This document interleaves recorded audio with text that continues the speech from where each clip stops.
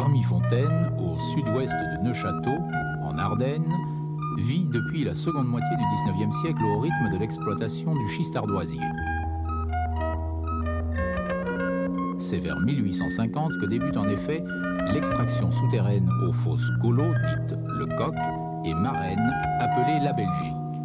Mais le véritable essor est pris en 1876, quand, sous la direction de l'ingénieur Toc, est entreprise l'exploitation du puits Sainte-Barbe, à l'ouest du vallon de Warmy-Fontaine. Ce puissant gisement comprend 6 étages, le premier à 27 mètres et le dernier à 104 mètres de profondeur.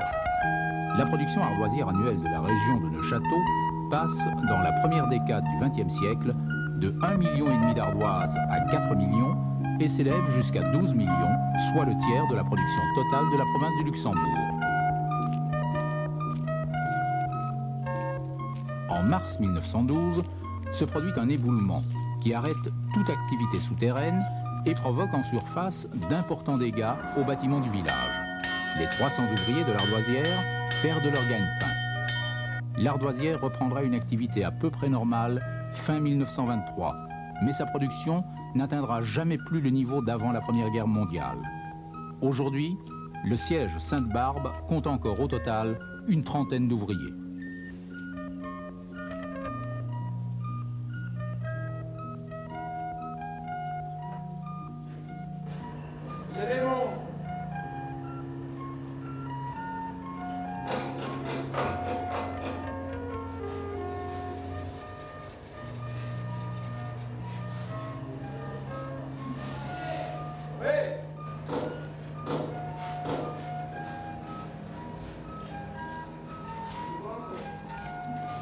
Creusé suivant l'inclinaison de la couche, le puits, long de 200 mètres, est équipé d'un treuil électrique à 2 tambours sur lesquels s'enroulent 2 câbles plats métalliques.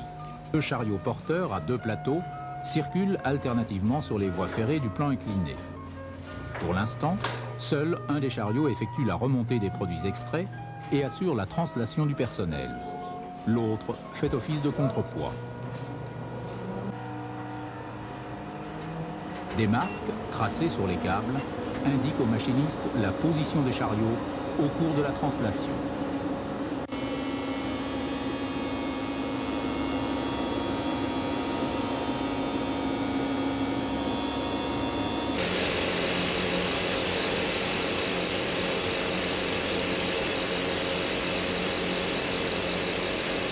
Après avoir parcouru la galerie collectrice principale, située à 180 mètres de fond et creusée le long du mur du gisement, et après avoir emprunté une galerie en travers-banc, perpendiculaire à la galerie collectrice, on atteint la chambre d'extraction.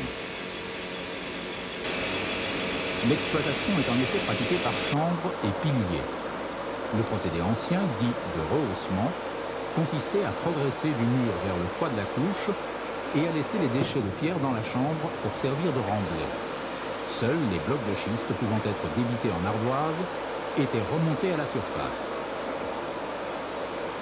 En revanche, le procédé nouveau, dit par ravalement, implique une progression du toit vers le mur de la couche et nécessite une préparation différente du front d'abattage des bancs ardoisiers. Une ouverture de 4 mètres de hauteur, 13 mètres de largeur et 3 mètres de long est pratiquée à l'explosif, à partir du toit de la couche. Sur toute la largeur de la chambre, on opère à la haveuse 3 saignées horizontales, la première au pied du front, une autre à 1,50 m de haut et une troisième à 3 mètres de hauteur. La pierre située entre les 3 saignées est détachée par clivage, le plus souvent à l'éclateur hydraulique et parfois à l'aide de légères charges de poudre noire disposées parallèlement au clivage.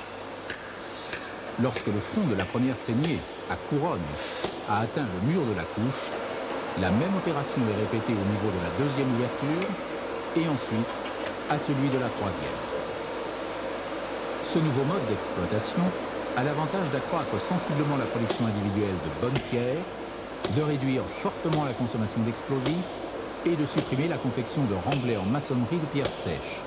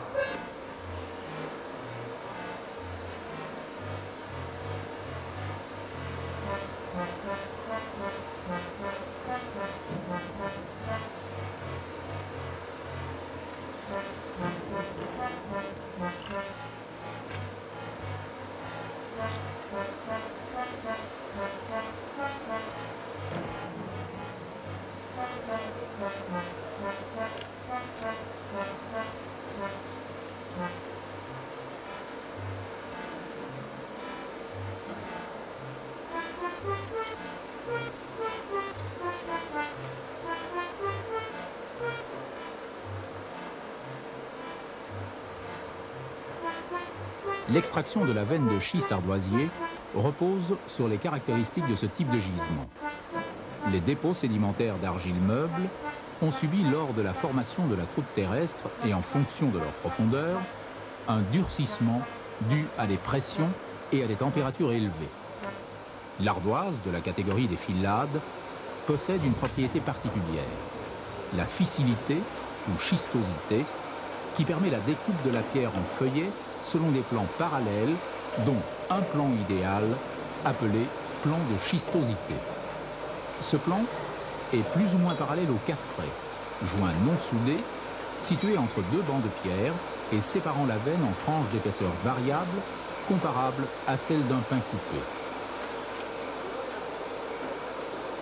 D'autre part, le gisement, en apparence régulier, comporte des joints remplis de pyrite de fer, de quartzite, des failles dont la direction coupe obliquement la planche de pierre. De ce fait, elle se divise de plus aisément dans la direction du fil long grain, donnant naissance au plan long grain, perpendiculaire au plan de schistosité.